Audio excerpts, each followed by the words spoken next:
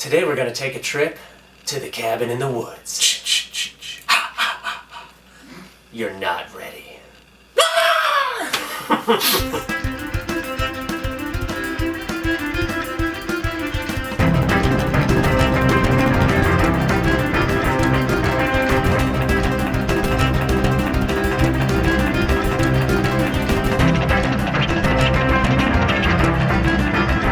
Welcome, people. We're Kier Shaman. I'm Sean, he's Kieran. How about that? And we're going to talk about a pretty awesome movie that just came out. Actually, that was Believe supposed to it or come out not. like 4 years ago, but Believe it or it's not. finally out now. Cabin in the motherfucking Wizards. It's even crazier than the Tupac hologram from last weekend, all right? But It's like the Monster Squad of our generation. I guess so. Except the Monster Squad is the Monster Squad of our generation. Yeah. It's whoever's 10 years old right now. Depending on your generation.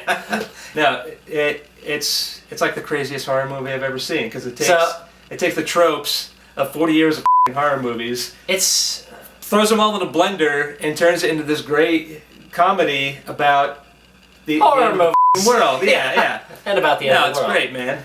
Okay, if you're strictly looking for like horror movie, whatever, the usual stuff you get from horror movies, which is gore and all that, it kind of intentionally pisses you off. Nothing happens for the first 30 minutes. Yeah. There's no blood, there's no guts, there's just the introduction of the cliche-ass characters. Yeah, so like, the people are being observed the whole time. They're being chosen. You know it from like the first minute, the movie practically. Constantly cuts to this these lame-ass bureaucrats. Yeah, these bureaucrats. Science guys, people, who are good in the movie, actor-wise. Yeah, which is the best part of the movie, man. Easily. Because it's just funny and shit. Yeah. You know?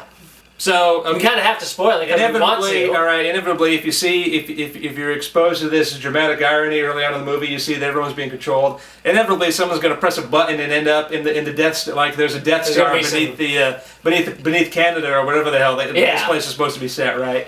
So the two people that survive, not the ones you'd expect, folks, and end up in this menagerie full of every monsters, every movie monster ever, and which was pretty awesome because they actually held back the gore in this movie until the climax, until all these monsters are released. Yeah. So then the good shit hits the fan. Yeah, because you get literally rooms full of buckets of blood, like in which you need in a real horror movie. Not quite to the level of Dead Alive, where the lawnmower just takes out like an army of zombies inside a guy's house, but pretty damn close, man. Pretty damn close. I think this movie, looking back, was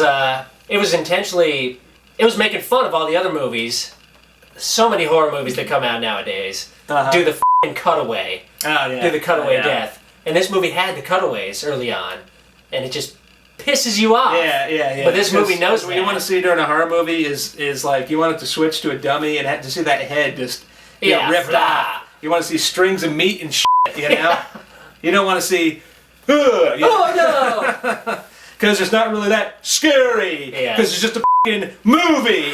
Show me some blood. This man knows.